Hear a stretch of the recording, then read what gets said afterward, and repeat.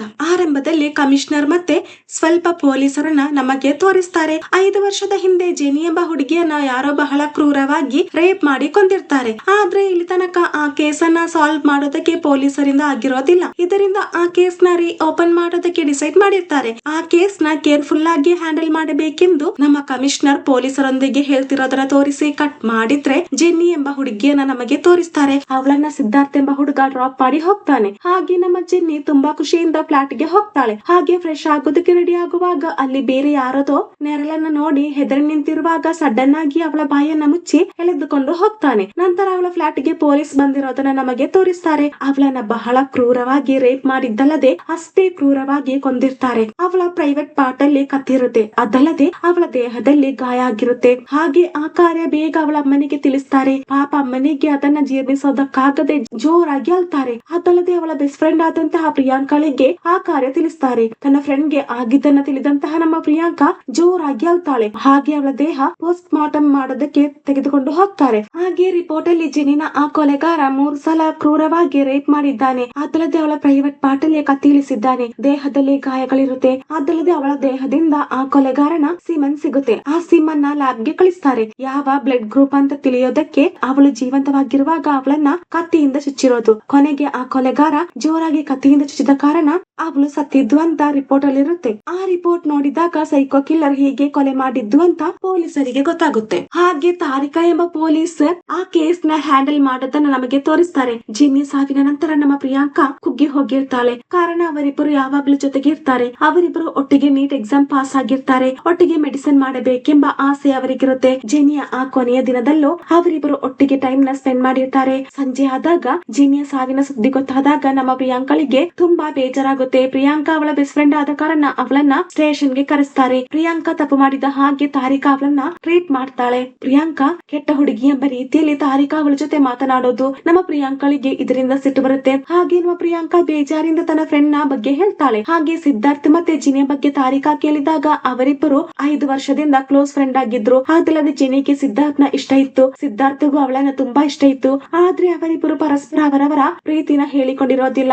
ಇವತ್ತಾದ್ರೂ ನೀನಿನ ಪ್ರೀತಿಯನ್ನ ಸಿದ್ಧಾರ್ಥ್ ಜೊತೆ ಹೇಳುವಂತ ಪ್ರಿಯಾಂಕಾ ಅವಳ ಜೊತೆ ಹೇಳಿರ್ತಾಳೆ. ಆ ದಿನ ಅವಳು ತನ್ನ ಪ್ರೀತಿಯನ್ನ ಹೇಳಿಕೊಳ್ಳುವಷ್ಟರಲ್ಲಿ ನಮ್ಮ ಜೆನ್ನಿ ಸತ್ತು ಹೋಗಿತ್ತು ಅಂತ ಹೇಳಿ ನಮ್ಮ ಪ್ರಿಯಾಂಕಾ ಜೋರಾಗಿ ಅಳ್ತಾಳೆ. ನಂತರ ನಮ್ಮ ಸಿದ್ಧಾರ್ಥ್ ನ ಸ್ಟೇಷನ್ ಗೆ ಕರೆಸ್ತಾರೆ. ಆ ದಿನ ಅವಳ ಅಪ್ಪ ಅಮ್ಮ ಮನೆಯಲ್ಲಿರೋದಿಲ್ಲ. ಇದರಿಂದ ನಮ್ಮ ಜೆನ್ನಿ ಅವನಿಗೆ ಫೋನ್ ಮಾಡಿ ಅಪ್ಪ ಅಮ್ಮ ಮನೆಯಲ್ಲಿಲ್ಲ, ಬಾ ಮನೆಗೆ ಅಂತ ಕರೆದಾಗ ನಮ್ಮ ಸಿದ್ಧಾರ್ಥ್ ಬರಲ್ಲ ಅಂದಾಗ ನಾನು ಮ್ಯಾಥ್ಯೂನ ಕರಿತೇನೆ ಅಂತ ಜೆನ್ನಿ ಹೇಳಿದ ಕಾರಣ ಬೇಗ ನಮ್ಮ ಸಿದ್ಧಾರ್ಥ್ ಹೋಗ್ತಾನೆ. ಇದನ್ನ ಕೇಳಿದಂತಹ ನಮ್ಮ ಜೆನ್ನಿ ಕೆಟ್ಟ ಹುಡುಗಿ ಅಂತ ಡಿಸೈಡ್ ಮಾಡ್ತಾಳೆ. ಹಾಗೆ ಅವಳ ಅಪ್ಪ ಅಮ್ಮ ಬಂದಾಗ ಆ ಕಾರ್ಯಗಳನ್ನ ಕೇಳ್ತಾಳೆ. ರಾತ್ರಿ ಟೈಮ್ ಅಲ್ಲಿ ಯಾಕೆ ಅವಳು ಸಿದ್ಧಾರ್ಥ್ ನ ಮನೆಗೆ ಕರೆದಿದ್ದು ಅಂತ ತಾರಿಕಾ ಕೇಳಿದಾಗ ಅವರಿಬ್ಬರಿಗೆ ತುಂಬಾ ಬೇಜಾರಾಗುತ್ತೆ. ಅಪ್ಪ ಅಮ್ಮ ಇಲ್ಲದ ಕಾರಣ ತಾನೇ ನಮ್ಮ ಜೆನ್ನಿ ಸಿದ್ಧಾರ್ಥ್ ನ ಫ್ಲಾಟ್ ಗೆ ಕರೆದಿತ್ತು. ಆದ್ರೆ ನಮ್ಮ ಸಿದ್ಧಾರ್ಥ್ ಲೇಟ್ ಆಗಿ ಫ್ಲಾಟ್ ಹತ್ರ ಬಂದಿರ್ತಾನೆ. ಹಾಗೆ ಅವಳನ್ನ ಎಷ್ಟೇ ಕರೆದ್ರು ಡೋರ್ ಓಪನ್ ಮಾಡೋದಿಲ್ಲ, ಕಾಲ್ ಮಾಡಿದ್ರು ಪಿಕ್ ಮಾಡೋದಿಲ್ಲ. ಹಾಗೆ ವೇಟ್ ಮಾಡಿ ನೋಡಿದ ನಂತರ ನೇರ ಸೆಕ್ಯೂರಿಟಿ ಹತ್ರ ಕೇಳಿದಾಗ ಆ ವ್ಯಕ್ತಿಗೆ ಗೊತ್ತಿರೋದಿಲ್ಲ. ಹಾಗೆ ಬೇಗ ಪೊಲೀಸರಿಗೆ ಇನ್ಫಾರ್ಮ್ ಮಾಡ್ತಾನೆ. ಹಾಗೆ ಪೊಲೀಸರು ಡೋರ್ ನ ಓಪನ್ ಮಾಡಿ ನೋಡಿದಾಗ ಅವಳನ್ನ ಬಹಳ ಕ್ರೂರವಾಗಿ ರೇಪ್ ಮಾಡಿದ್ದನ್ನ ನಮ್ಮ ಸಿದ್ಧಾರ್ಥ್ ನೋಡಿದ್ದು. ಹಾಗೆ ಆ ಕಾರ್ಯ ಬೇಗ ಎಲ್ರಿಗೂ ತಿಳಿಸ್ತಾನೆ. ಆ ಕಾರ್ಯ ತಿಳಿದಂತಹ ನಮ್ಮ ತಾರಿಕಾಗೆ ಸಿದ್ಧಾರ್ಥ್ ಮೇಲೆ ಡೌಟ್ ಶುರು ಆಗುತ್ತೆ. ಹಾಗೆ ಪುನಃ ಸಿದ್ಧಾರ್ಥ್ ನ ಕರೆದು ತುಂಬಾ ಕೆಟ್ಟದಾಗಿ ಕ್ವಶನ್ ಕೇಳಿದಾಗ ನಮ್ಮ ಸಿದ್ಧಾರ್ಥ್ ಗೆ ಸಿಟ್ಟು ಬರುತ್ತೆ. ಹಾಗೆ ಸಿಸಿಟಿವಿ ಚೆಕ್ ಮಾಡಿ ನೋಡಿದಾಗ ರಾತ್ರಿ ನಮ್ಮ ಸಿದ್ಧಾರ್ಥ್ ಅವಳನ್ನ ಡ್ರಾಪ್ ಮಾಡಿ ಹೋಗುವಾಗ ಅವಳ ಕೈಯಲ್ಲಿ ಒಂದು ಫುಡ್ ನ ಪಾರ್ಸಲ್ ಇರುತ್ತೆ. ಅವನ ಕಾರಿನ ಹಿಂದೆ ಬೇರೆ ಕಾರು ಬಂದು ನಿಲ್ಲುತ್ತೆ. ಆ ಕಾರಲ್ಲಿ ಮೇಲೆ ಫ್ಲಾಟ್ ಅಲ್ಲಿ ಇರುವಂತಹ ವ್ಯಕ್ತಿ ಆಗಿರ್ತಾನೆ. ಆ ವ್ಯಕ್ತಿ ಯಾವಾಗ್ಲೂ ಜನರೊಂದಿಗೆ ಸಿಟ್ಟಲ್ಲೇ ಮಾತಾಡ್ತಾನೆ. ಹಾಗೆ ಚೆಕ್ ಮಾಡಿ ನೋಡಿದಾಗ ಸೆಕ್ಯೂರಿಟಿ ಒಂದು ಕಾರ್ಯ ಹೇಳ್ತಾನೆ. ಆ ದಿನ ರಾತ್ರಿ ಜೆನಿ ನನಗೆ ಫುಡ್ ನ ಕೊಟ್ಟಿದ್ದು. ದಿನ ರಾತ್ರಿ ಫುಡ್ ನ ಕೊಡ್ತಾಳೆ ಅಂತ ಹೇಳಿದಾಗ ನಿನ್ನ ಹತ್ರ ಕೇಳಿದ್ವಾ ಎಂದು ಕೇಳಿ ಆ ವ್ಯಕ್ತಿನ ಪೊಲೀಸರು ಹೊಡಿತಾರೆ. ಹಾಗೆ ಅವಳ ಫ್ರೆಂಡ್ಸ್ ನ ಕರೆಸಿ ವಿಚಾರಿಸ್ತಾರೆ. ಜೊತೆಗೆ ಮ್ಯಾಥ್ಯೂ ಎಂಬ ಹುಡುಗ ಇರ್ತಾನೆ. ಈ ಮ್ಯಾಥ್ಯೂ ನಮ್ಮ ಜೆನಿನ ಒಂದ್ ಸೈಡ್ ಆಗಿ ಲವ್ ಮಾಡ್ತಾ ಇದ್ದಿದ್ದು. ಆದ್ರೆ ನಮ್ಮ ಜೆನಿಗೆ ಸಿದ್ಧಾರ್ಥ್ ನ ಇಷ್ಟ ಇರುತ್ತೆ. ತುಂಬಾ ಕೆಟ್ಟದಾಗಿ ಅವಳ ಬಗ್ಗೆ ಪೊಲೀಸರು ಹೇಳ್ತಾ ಇರ್ತಾರೆ. ಅದೇ ಟೈಮ್ ಸಿಮನ್ನ ಟೆಸ್ಟ್ ರಿಪೋರ್ಟ್ ಬರುತ್ತೆ. ಬ್ಲಡ್ ಗ್ರೂಪ್ ಗೊತ್ತಾಗಿರುತ್ತೆ. ಹಾಗೆ ಆ ಬ್ಲಡ್ ಗ್ರೂಪ್ ಅಲ್ಲಿ ಇರುವಂತಹ ಲಿಸ್ಟ್ ತೆಗಿತಾರೆ. ಅದ್ರಲ್ಲಿ ನಮ್ಮ ಸಿದ್ಧಾರ್ಥ್ ಇರ್ತಾನೆ. ಜೊತೆಗೆ ಜೆನಿ ಅಪ್ಪ ಸಹ ಇರ್ತಾರೆ. ಇದರಿಂದ ಅಪ್ಪ ಅಂತ ಸಹ ನೋಡದೆ ನಮ್ಮ ತಾರಿಕಾ ಆ ವ್ಯಕ್ತಿಯ ಸಿಮನ್ನ ಟೆಸ್ಟ್ ಮಾಡೋದಕ್ಕೆ ಹೇಳ್ತಾಳೆ. ಜೆನಿ ಸತ್ತ ಕಾರಣ ನಮ್ಮ ಪ್ರಿಯಾಂಕಳಿಗೆ ನೆಮ್ಮದಿಯಿಂದ ನಿದ್ರೆ ಮಾಡೋದಕ್ಕೆ ಸಹ ಆಗೋದಿಲ್ಲ. ಕಣ್ಣು ಮುಚ್ಚಿದ್ರೆ ಜೆನಿ ತನ್ನ ಮುಂದೆ ಬಂದು ನಿಂತ ಹಾಗೆ ಅನಿಸುತ್ತೆ. ಪ್ರಿಯಾಂಕಾ ಡಿಪ್ರೆಷನ್ ಅಲ್ಲಿ ಇರ್ತಾಳೆ. ಹಾಗೆ ಅವಳನ್ನ ನೋಡೋದಕ್ಕೆ ಜೆನಿ ಅಮ್ಮ ಬರ್ತಾರೆ. ಅವರಿಬ್ಬರು ಒಟ್ಟಿಗೆ ತಾನೇ ಕಾಲೇಜ್ಗೆ ಹೋಗ್ತಾ ಇದ್ದಿದ್ದು. ಜೆನಿಗೆ ಅವಳಮ್ಮ ಒಂದು ಜುಮುಕ ತೆಗ್ದಿರ್ತಾರೆ. ಈಗ ಜೆನಿ ಇಲ್ಲದ ಕಾರಣ ಅದನ್ನ ಅವಳಿಗೆ ಕೊಟ್ಟ ನಂತರ ಜೋರಾಗಿ ಅಳ್ತಾರೆ. ಈ ಕಡೆ ನಮ್ಮ ಪೊಲೀಸರಿಗೆ ಪ್ರೆಷರ್ ಜಾಸ್ತಿ ಆಗ್ತಿರುತ್ತೆ. ಇದರಿಂದ ಆದಷ್ಟು ಬೇಗ ಆ ಕೇಸನ್ನ ಸಾಲ್ವ್ ಮಾಡಬೇಕೆಂದು ತಾರಿಕಾ ಡಿಸೈಡ್ ಮಾಡ್ತಾಳೆ. ಆದ್ರೆ ಯಾವುದೇ ಕ್ಲೂ ಸಿಕ್ಕಿರೋದಿಲ್ಲ. ಜೆನಿನ ಅವಳ ಫ್ರೆಂಡ್ಸ್ ಕೊಂದಿರಬಹುದೆಂಬ ಡೌಟ್ ಅವಳಿಗಿರುತ್ತೆ. ಅದೇ ಟೈಮ್ ಸ್ಟೇಷನ್ ಗೆ ಒಂದು ಲೇಡಿ ಫೋನ್ ಮಾಡಿ ಆ ಕೊಲೆಗಾರ ನೋಡೋದಕ್ಕೆ ತುಂಬಾ ಹೈಟ್ ಮತ್ತೆ ದಪ್ಪ ಇದ್ದಾನೆ, ತುಂಬಾ ಬ್ಲಾಕ್ ಆಗಿದ್ದಾನೆ ಅಂದಾಗ ನಮ್ಮ ತಾರಿಕಾಗೆ ಅವಳ ಫ್ರೆಂಡ್ಸ್ ಮೇಲೆ ಡೌಟ್ ಇರುತ್ತೆ. ಕಾರಣ ಜೆನಿಯ ಫ್ಲಾಟ್ ನ ಡೋರ್ ವಿಂಡೋ ಅದ್ಯಾವುದು ಫೋರ್ಸ್ಫುಲಿ ಓಪನ್ ಮಾಡಿರೋದಿಲ್ಲ. ಇದರಿಂದ ಪರಿಚಯ ಇರುವವರೇ ಅವಳನ್ನ ಕೊಲೆ ಮಾಡಿರಬಹುದು ಎಂಬ ಡೌಟ್ ಅವಳಿಗಿರುತ್ತೆ. ಯಾವುದೇ ಕ್ಲೂ ಅವಳಿಗೆ ಸಿಕ್ಕಿರೋದಿಲ್ಲ. ಅವಳ ಕೇಸ್ ಸಾಲ್ವ್ ಆಗದಿರುವ ಕಾರಣ ನಮ್ಮ ಪ್ರಿಯಾಂಕಳಿಗೆ ಪೊಲೀಸರ ಮೇಲೆ ಸಿಟ್ಟು ಬರುತ್ತೆ. ಅದಲ್ಲದೆ ಜೆನಿಯ ಪ್ಯಾರೆಂಟ್ಸ್ ಗೆ ತುಂಬಾ ಬೇಜಾರಾಗುತ್ತೆ. ಪ್ರಿಯಾಂಕಳ ಅಪ್ಪ ಸಹ ಪೊಲೀಸ್ ಆಗಿರ್ತಾರೆ. ಅಪ್ಪನ ಮೇಲೆ ಸಹ ಪ್ರಿಯಾಂಕಳಿಗೆ ತುಂಬಾ ಸಿಟ್ಟಿರುತ್ತೆ. 5 ವರ್ಷದ ನಂತರ ಆ ಕೇಸ್ ನ ಓಪನ್ ಮಾಡೋದಕ್ಕೆ ಇರುವಂತಹ ಒಂದೇ ಒಂದು ರೀಸನ್ ನಮ್ಮ ಪ್ರಿಯಾಂಕಳಿಗೆ MBBS ಮಾಡೋದಕ್ಕೆ ಆಸೆ ಇರುತ್ತೆ.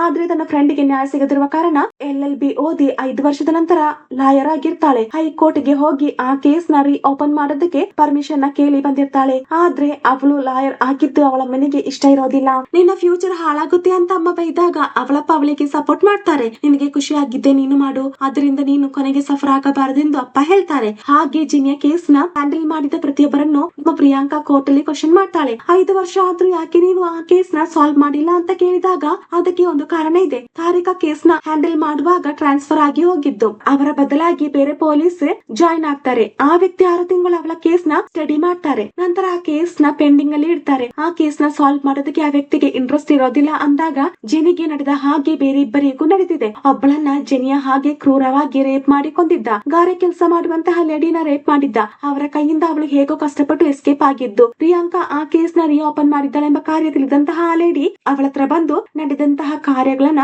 ವಿವರಿಸುತ್ತಾರೆ. ದಿನನಿತ್ಯದ ಹಾಗೆ ಕೆಲಸ ಮುಗಿಸಿ ನಿದ್ರೆ ಮಾಡುವಾಗ ಸರಿಸುಮಾರು 6 ಅಡಿ ಉದ್ದ ಇರುವಂತಹ ಒಬ್ಬ ವ್ಯಕ್ತಿ ಬಂದು ನನ್ನ ರೇಪ್ ಮಾಡೋದಕ್ಕೆ ಟ್ರೈ ಮಾಡುವಾಗ ನಾನು ಕಿರ್ಚಿದ್ರೆ ಆ ವ್ಯಕ್ತಿ ನನ್ನ ಕೊಂದಾಗ್ತಾನೆ ಎಂದು ನನಗೆ ಗೊತ್ತಿತ್ತು. ಅದರಿಂದ ನಾನು ಆ ವ್ಯಕ್ತಿ ಜೊತೆ ಕೋಆಪರೇಟ್ ಮಾಡಿದ್ದು. ಇದರಿಂದ ನಾನೀಗ ಜೀವಂತವಾಗಿದ್ದೇನೆ. ಹಾಗೆ ಆ ಘಟನೆ ಆದ ನಂತರ ಪೊಲೀಸ್ ಸ್ಟೇಷನ್ ಗೆ ಕಂಪ್ಲೇಂಟ್ ಮಾಡಿದಾಗ ನನ್ನ ಫ್ಯೂಚರ್ ಹಾಳಾಗುತ್ತೆ ಅಂತ ಪೊಲೀಸರು FIR ಸಹ ಫೈಲ್ ಮಾಡಿಲ್ಲ ಅಂತ ಆ ಲೇಡಿ ಹೇಳ್ತಾರೆ. ಹಾಗೆ ಆ ಕಾರ್ಯ ನಮ್ಮ ಪ್ರಿಯಾಂಕಾ ಹೇಳಿದ ನಂತರ ಆ ದಿನ ಕಂಪ್ಲೇಂಟ್ ಮಾಡೋದಕ್ಕೆ ಬಂದಂತಹ ಅದೇ ಲೇಡಿ ಅವತ್ತು ನಿಮಗೆ ಫೋನ್ ಮಾಡಿ ಆ ಕೊಲೆಗಾರನ ಹಿಂಟು ಕೊಟ್ಟಿದ್ದು. ಆ ಲೇಡಿ ಬಂದಾಗ ಅವರ ಸೀರೆಯಲ್ಲಿ ಆ ಕೊಲೆಗಾರನ ಸಿಮನ್ ಇತ್ತು. ನೀವ್ಯಾಕೆ ಅದನ್ನ ಲ್ಯಾಬ್ ಗೆ ಕಳಿಸಿಲ್ಲ?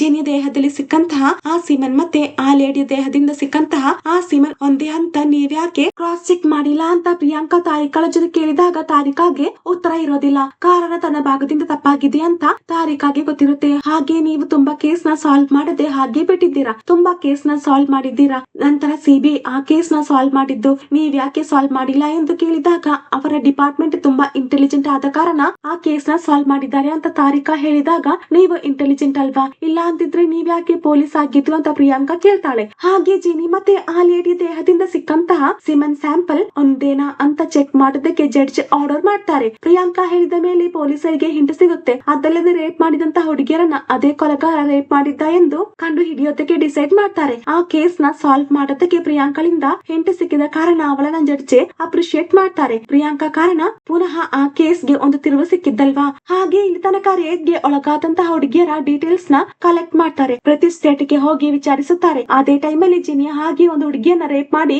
ಕೊಂದಿದ್ದಾರೆಂಬ ವಿಷಯ ಗೊತ್ತಾಗುತ್ತೆ. ಆ ಕೊಲೆಗಾರ ಈಗ ಕೇರಳದ ಜೈಲಲ್ಲಿ ಇರ್ತಾರೆ. ಸಣ್ಣ ಪೆಟ್ಟಿ ಕೇಸ್ಗೆ ಆ ವ್ಯಕ್ತಿಯನ್ನ ಅರೆಸ್ಟ್ ಮಾಡಿರ್ತಾರೆ. ಹಾಗೆ ಪೊಲೀಸರು ಕೇರಳಕ್ಕೆ ಹೋಗಿ ಅವರನ್ನ ಕರೆದುಕೊಂಡು ಬರ್ತಾರೆ. ನಂತರ ಆ ವ್ಯಕ್ತಿಯ ಸಿಮನ್ ಮತ್ತೆ ಜೆನಿಯ ದೇಹದಿಂದ ಸಿಕ್ಕಂತಹ ಸೆಮನ್ ನ ಟೆಸ್ಟ್ ಮಾಡಿ ನೋಡಿದಾಗ ಅದು ಮ್ಯಾಚ್ ಆಗುತ್ತೆ. ಹಾಗೆ ಆ ವ್ಯಕ್ತಿನ ಕೋರ್ಟ್ ಅಲ್ಲಿ ಹಾಜರು ಮಾಡಿದಾಗ ಎಷ್ಟು ಹುಡುಗಿಯರನ್ನ ರೇಪ್ ಮಾಡಿ ಕೊಂದಿದ್ದಾರೆ, ಯಾವ ಕಾರಣಕ್ಕೆ ಹೀಗೆ ಮಾಡಿದ್ದೆ ಎಂಬ ಕಾರ್ಯ ಗೊತ್ತಾಗುತ್ತೆ. ಕೊಲೆಗಾರ ಹೇಳಿದ್ದನ್ನ ಕೇಳಿ ಅಲ್ಲಿದ್ದವರಿಗೆ ಶಾಕ್ ಆಗುತ್ತೆ. ಒಂದು ಹುಡುಗಿ ನೋಡೋದಕ್ಕೆ ಚೆನ್ನಾಗಿದ್ರೆ ಅವಳನ್ನ ರೇಪ್ ಮಾಡಬೇಕೆಂಬ ಆಸೆ ಬರುತ್ತೆ. ಅದಕ್ಕೋಸ್ಕರ ಆ ವ್ಯಕ್ತಿ ಎಷ್ಟು ದಿನ ಬೇಕಾದ್ರೂ ವೇಟ್ ಮಾಡ್ತಾನೆ. ಹುಡುಗಿಯನ್ನ ನೋಡಿ ಇಷ್ಟ ಆದ್ರೆ ಅವಳನ್ನ ಫಾಲೋ ಮಾಡ್ತಾನೆ. ನಂತರ ಅವಳ ಮನೆಯಲ್ಲಿ ಯಾರಿದ್ದಾರೆಂದು ನೋಟಿಸ್ ಮಾಡ್ತಾನೆ. ಒಬ್ಬಂಟಿ ಆಗಿರುವಾಗ ಅವರನ್ನ ರೇಪ್ ಮಾಡ್ತಾನೆ. ಮನೆಯಲ್ಲಿ ಯಾರು ಇಲ್ಲ ಅಂತ ಕನ್ಫರ್ಮ್ ಆದ ಮೇಲೆ ಮನೆಯೊಳಗೆ ಹೋಗ್ತಾನೆ. ಹಾಗೆ ಬಹಳಷ್ಟು ಹುಡುಗಿಯರನ್ನ ರೇಪ್ ಮಾಡಿರ್ತಾನೆ. ರೇಪ್ ಮಾಡುವಾಗ ಆ ಹುಡುಗಿಯರು ನಿರಾಕರಿಸಿದರೆ ಅವಳನ್ನ ಕೊಂದಾಗ್ತಾನೆ. ನಿರಾಕರಿಸದೆ ಅವರು ಸುಮ್ಮನಿದ್ದರೆ ಅವರನ್ನ ರೇಪ್ ಮಾಡಿದ ನಂತರ ಅವರಲ್ಲಿಂದ ಹೋಗ್ತಾನೆ. ಅನಿತಾ ಎಂಬ ಹುಡುಗಿ ನಿರಾಕರಿಸಿದ್ದಕ್ಕೆ ಅವಳನ್ನ ಕೊಂದಿದ್ದು. ಗಾರೆ ಕೆಲಸ ಮಾಡುವಂತಹ ಆ ಲೇಡಿ ನಿರಾಕರಿಸದೆ ಸುಮ್ಮನೆ ಇದ್ದ ಕಾರಣ